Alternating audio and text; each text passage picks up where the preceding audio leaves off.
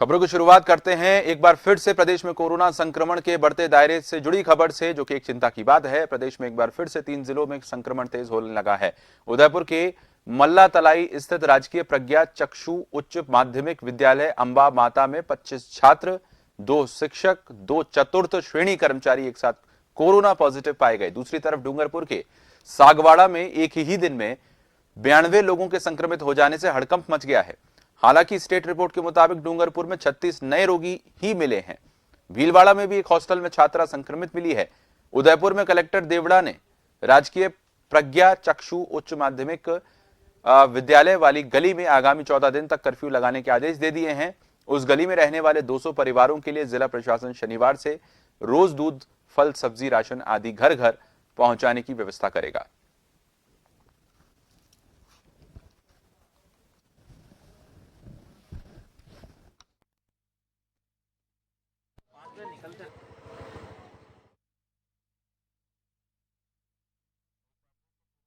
संक्रमण का बढ़ना जरूर चिंता का विषय कहीं ना कहीं सरकार के लिए रहेगा।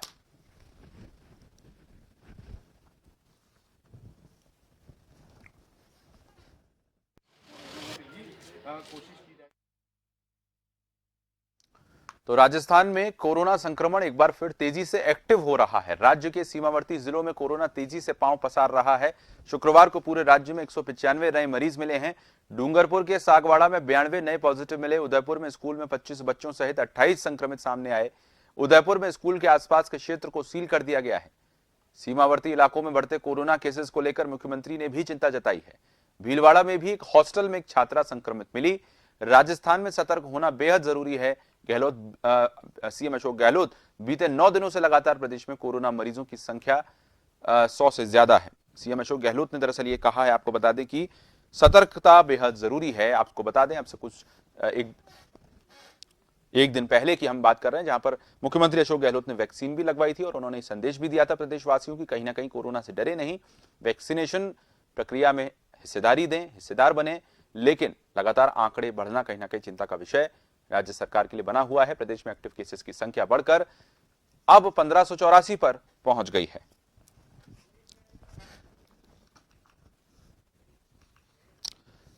चलिए, कोरोना का संक्रमण तो बढ़ रहा है। हमारे साथ विवेक शर्मा जुड़ रहे हैं ज्यादा जानकारी और चर्चा करने के लिए। विवेक, सावधानी बेहद जरूरी है। मुख्यमंत्री अशोक गहलोत बार बार इस बात को कह रहे हैं कि सावधानी बेहद जरूरी है। वैक्सीन लगवाकर भी खुद प्रदेश के मुखिया ने यही संदेश दिया था, लेकिन आंकड़े जो है वो कुछ और ही कहानी बयां कर रहे हैं। लगातार आंकड़ा बढ़ता जा रहा है, जो कि एक चिंता की बात है।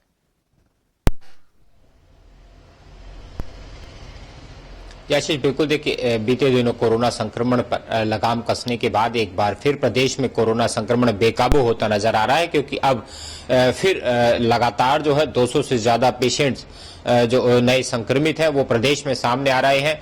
कल की अगर बात की जाए तो कल भी 250 से ज्यादा कोरोना संक्रमित प्रदेश में सामने आए हैं, जिसमें डूंगरपुर के सागवाड़ा में 92 और उदयपुर के एक स्कूल के 25 बच्चे सामने आए। साथ ही करीब 28 लोग उदयपुर में पॉजिटिव केसेस दर्ज किए गए हैं। राजधानी जयपुर की अगर बात की जाए तो 30 से ज्यादा पॉजिटिव केसेस राजधानी जयपुर में भी दर्ज किए गए हैं।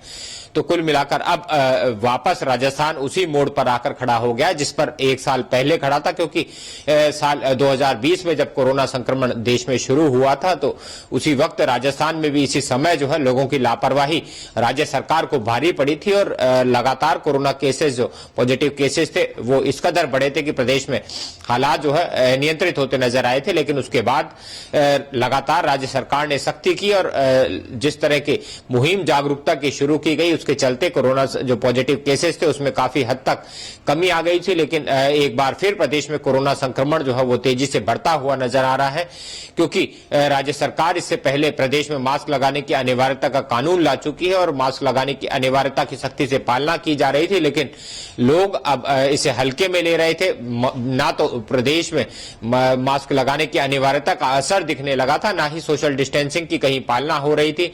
बाजारों में खासी भीड़ पड़ी थी, जिसी का असर यह है कि अब फिर कोरोना के पॉजिटिव केसेस में बढ़ोतरी दर्ज की जा रही है।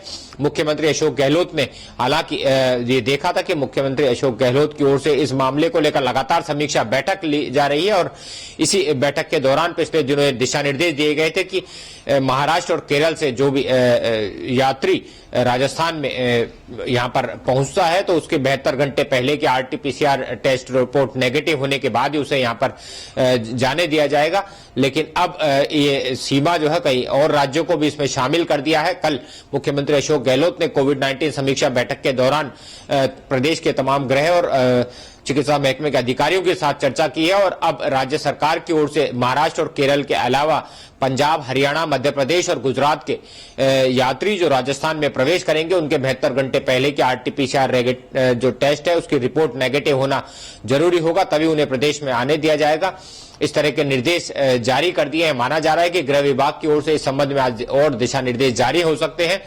लेकिन कुल मिलाकर यह माना जा रहा है कि लगातार जिस तरह से कोरोना संक्रमण एक बार फिर बढ़ने लगा है उससे राज्य सरकार की मुश्किलें भी बढ़ने लगी और राज्य सरकार लगातार लोगों को हिदायत दे रही है कि जो कोविड-19 गाइडलाइन है, जो एडवाइजरी जारी की गई है उसकी सख्ती से पालना की जाए जिससे प्रदेश में फिर से कोरोना संक्रमण को रोका जा सके। साथ ही वैक्सीनेशन की प्रक्रिया जो शुरू हुई है, तीसरा चरण राजस्थान में काफी बेहतर माना जा रहा है क्योंकि बड़ी संख्या में बुजुर्ग जो 60 साल से ऊपर आयु के व्यक्ति हैं, इसके अलावा 45 साल से और 59 साल तक के ऐसे लोग जो गंभीर बीमारियों से ग्रसित हैं, कोरोना जो वैक्सीन है लगवाने में खासी रुझान उनका दिख रहा है, जिसका असर यह है कि अच्छी संख्या में लोग अब तक कोविड वैक्सीन लगवा चुके हैं और लगातार राज्य सरकार और केंद्र सरकार लोगों से अपील कर रही है कि कोरोना संक्रमण पर लगाम कसने के लिए जरूरी है कि लोग एडवाइजरी की पालना तो करें ही, साथ ही वैक्सीनेशन का काम जो शुरू किया गया है उसमें भी खुद जो है वैक्सीन लगवाएं, अपने देश के प्रति अपने जो कर्तव्य है उसको निभाएं जिससे कोविड वैक्सीनेशन के खिलाफ जंग को जीता जा सके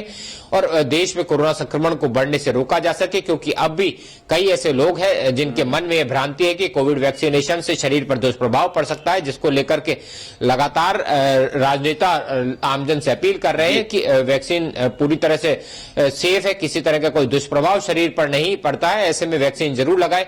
कल खुद जो प्रदेश के चिकित्सा मंत्री डॉक्टर रघु शर्मा है उन्होंने भी जन टीवी से बात करते हुए साफ कहा था कि प्रदेश में वैक्सीनेशन को लेकर अभी लोगों के मन में कई भ्रांतियां हैं जिनको दूर करना चाहिए और वैक्सीन पूरी तरह से सुरक्षित है। वैक्सीन के लिए हर शख्स को आगे आना चाहिए और जैसे ही उसका बारी जो है वैक्सीनेशन के किसी चरण में आती है तो उसे अस्पताल जाकर वैक्सीनेशन लगवानी चाहिए।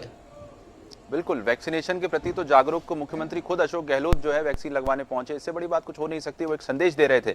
लेकिन विवेक, बड़ी मुश्किल से जो माँ बाप हैं, अभिभावक हैं, उन्होंने हिम्मत करके अपने बच्चों को स्कूल भेजा, लेकिन स्कूलों के छात्रों का संक्रमित पाया जाना ये गंभीर चिंता का विषय है क्योंकि अभिभावकों को एक तरह से पहले झिझक थी अपने बच्चों को स्कूल भेजने में और उन्होंने कहीं ना कहीं इस बात का विरोध भी पिछले दिनों किया था, लेकिन अब बच्चों का संक्रमित मिलना ये बहुत चिंता का विषय है। इस पर कहीं ना कहीं प्रशासन और सरकार को ध्यान देना होगा।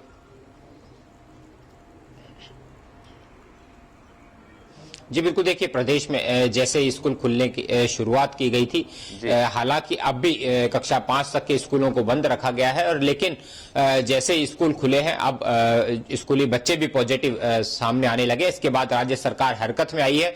इससे पहले भी जब राज्य सरकार की ओर से स्कूल और कॉलेज खोलने की घोषणा की गई थी और लगातार दिशा निर्देश जारी किए गए थे तो भी अभिभावक लगातार स्कूलों के बाहर प्रदर्शन कर रहे थे और यही संकोच जता रहे थे कि राज्य सरकार ने स्कूल खोलने की अनुमति दे दी है और निजी स्कूल संचालक ये चाहते हैं कि स्कूलों को खोल दिया जाए क्योंकि वे 100% फीस वसूलना चाहते हैं और लेकिन वे यही चाह रहे थे कि बच्चों का भविष्य है उसको दांव पर ना लगाया जाए, बच्चों की जिंदगी से खिलवाड़ ना किया जाए और इसको